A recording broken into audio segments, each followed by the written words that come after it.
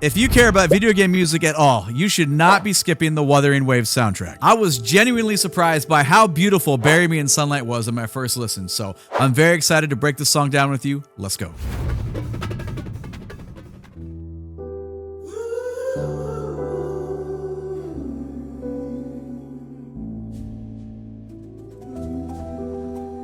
Ooh, nice hi-hat into piano design. That's cool.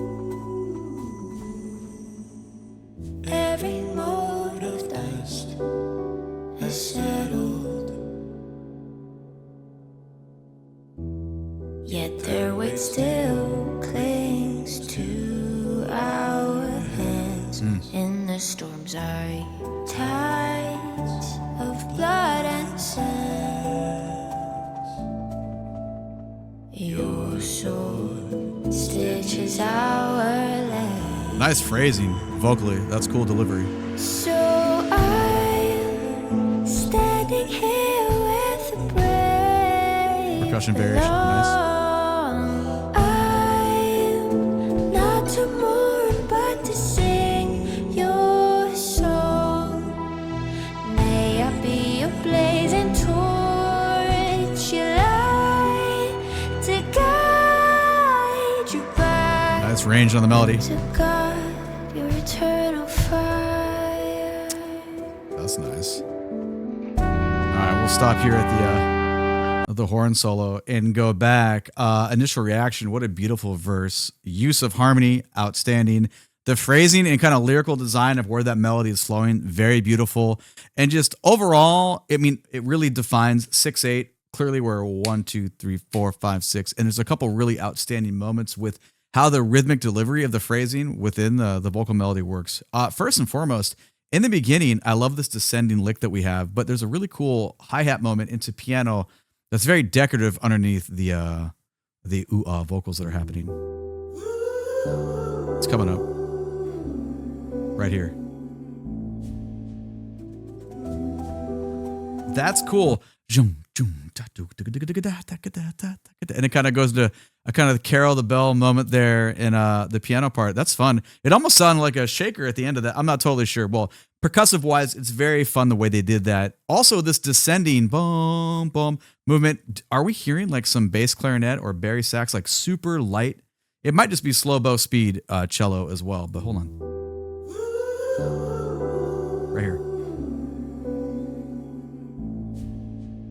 It's super subtle and faint. I'm not really sure. Either way, it doesn't matter. They do a very good job of just setting the mood right away, making the 6/8 groove very apparent and being very musical out of the gate.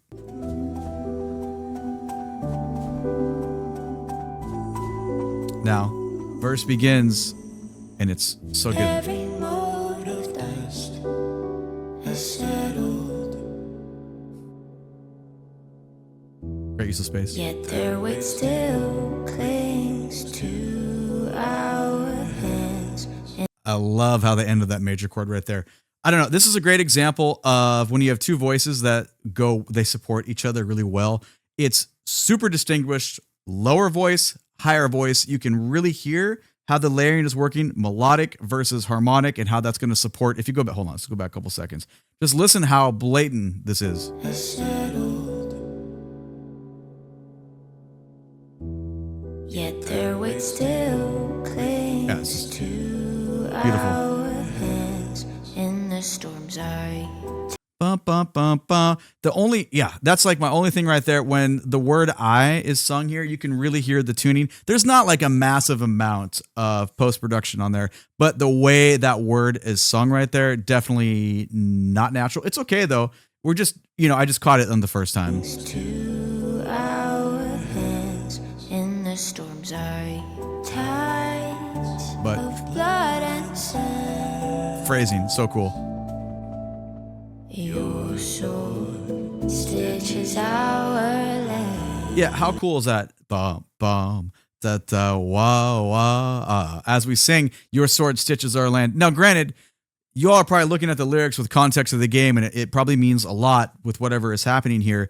Remember, I'm totally removed from that. I'm just listening as what are the sounds that are supporting those words, not feeling the meaning, just looking at it from a musical standpoint and appreciating the music design. Because remember, this is a cool side too. You can give anybody the lyrics like, hey, I wrote these lyrics for this game. This is what's going on with this character. Here's a moment that happened. Again, I don't know what's going on. Put it in a song. Okay. There's a lot of artistry that happens from the moment of taking what you want to say and what you want to write to executing that on the page with the composition, the arrangement, and voice leading. And that's all basically called the orchestration of how you lay that piece out on the page and how it's going to include everybody. So that's another side of the magic. The game, how you feel, what the lyrics mean to you, magical. But the other side is how do we actually put that in the musical side? And that's where you can just like absorb your experience even more, if that makes sense. So anyway, sorry, we're kind of yapping too much. We're just kind of geeking out on the phrasing and the rhythmic delivery of how this melody and harmony is working here. Your soul stitches our legs. So cool. So I'm standing here with the brave. Oh my God, dude. Listen to that. So I'm standing here with the brave. Like we've flipped way up higher register. Listen to his voice underneath that. It's like so subtle and just dynamically barely there. But it is so beautiful with the support giving that up top. Here we go. So I'm standing here with the brave below. Man. I'm not to mourn, but to sing your song. Obviously, the other part that we didn't have, I think I said something about it the first time, was like, oh, there's a percussion variation. There's not too much going on. We get a little bit of kick drum, maybe it's tom, and a little bit of snare, but it adds so much of a variance when really the main character is still the voice right there. So it's the subtle little stuff that makes the piece very enjoyable. Synth strings come in.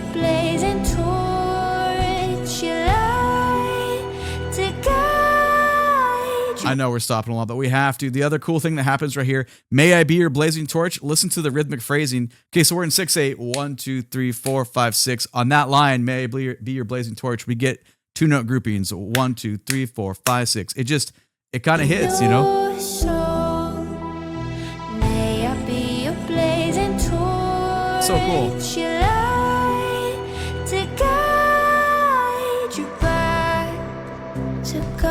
All right, let's continue on.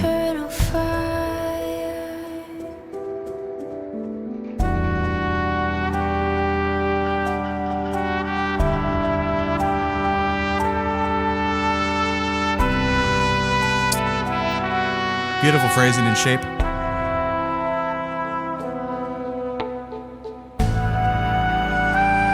Holy range.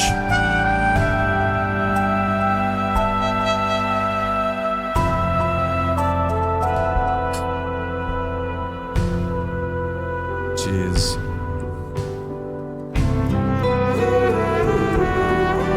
What is that? 2-note grouping, similar phrasing?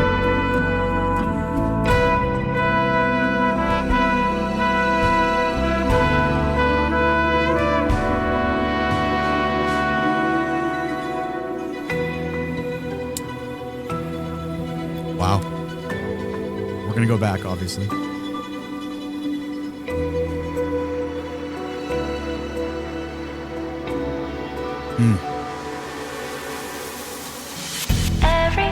right, let's go back to the horn feature here before we get to the next segment. Beautiful. Now, I will tell you one thing. I had one little cheat. Before I started this, I looked down at the video description because I just wanted to see what cast of characters were involved in this musically, and I saw it say trombone solo. If I wouldn't have read that, I would have for sure thought that was trumpet or cornet or just, I don't know, maybe not trombone. It's just so lyrical, so beautiful, and such a beautiful control on the high end and high range of the instrument. On the tracking for the harmony, like the mid range, feels very baritone-like, feels very trombone-like. So you could hear that voicing there. Without reading that, I probably would have been like, oh yeah, it's totally, it's a Chuck Mangione thing going on here. But just gorgeous. Lyrically, not actual lyrics, lyrically, meaning the way that solo is being sung. It's very flowy. There's similar use of phrasing that we heard vocally from before. Great writing. And they just have a really effective use of space, of letting things breathe and kind of be open. We'll stop and geek out about it as it goes on here. But you want to appreciate the instrumental solo as much as you would appreciate the vocal line that's going on here because, it's equally as important. You hear that drone in the middle line there?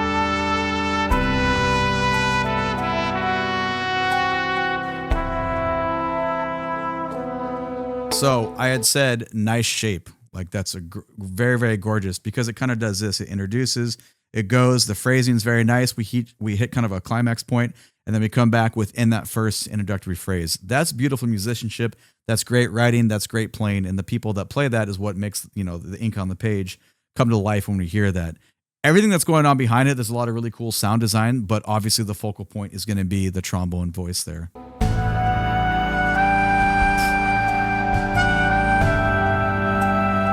That's where I would not have thought that was a trombone player, because we're up in the stratosphere at that point. And just talk about, I mean, it's not abnormal. Good players play they have a great, you know, control of range.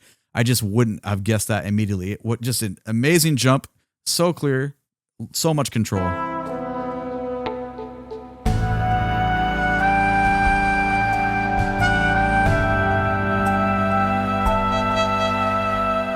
Whoa, just a little bit. And notice, boom, boom, beam. It's so open. Doom, just like things are happening at very slow rates of speed underneath. Bass is wide open, allowing this, I don't know, it's a very sweet sounding moment here. Again, I'm out of context from what's going on, so I don't know. It's probably super tragic. I'd probably be very emotionally invested if I was in the game, but I'm just geeking out for how well the trombone player gives us a solo. This is two note, ya, like we had before.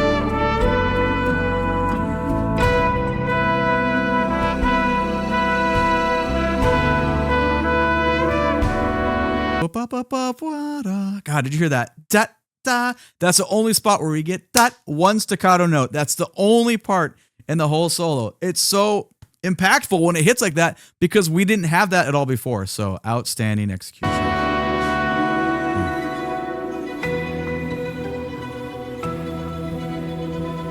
Cool little string moment there. This is what it sounds like. All right, here we go. Pushing on out. Every moment does the shadow. Yet there waits That's guitar use. clings to ours. And the storms are tides of blood and sand. Your soul stages are there. Similar and variance. So I'm standing here with a breath. Oh, his voice. A lot different than the first time. Woo. Not to mourn, but to sing your song. May I be your blazing torch, your light to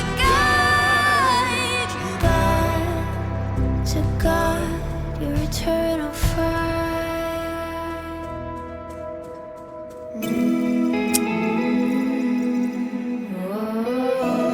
Oh.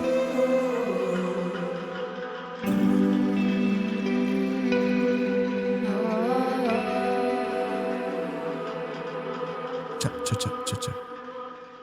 Okay, wow, that was very gorgeous. I think 225 is for our last segment. Let's grab it again. Obviously, the first difference is the effect on voice for melody here. Every moment does the shadow. Different use of percussion, a lot more reverb on our like snare. There's not really a snare, but it's kind of a snare-esque cutting type sound, and the bass is a lot more pronounced. Yet there waits REM guitar effects. And the storms are tired. So same thing on either, but this time listen to that kind of like 808 bass little low end climactic point we get when we hit that vocal. And the storms are tired. It's cool. Of blood and sand. His voice Your soul stages are cuts in a different way on this part. Very cool. So I'm standing here. It's the most apparent right there. he's pushing a lot more air. Than, remember, we made a comment about how it was like so breathy and just kind of just sitting underneath that. This feels much more direct. So nice use of variation.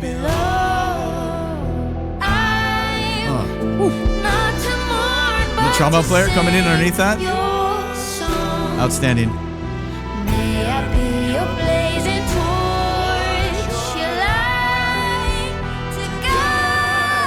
Man, this is video game music. And then we go somewhere completely different right here for our outro.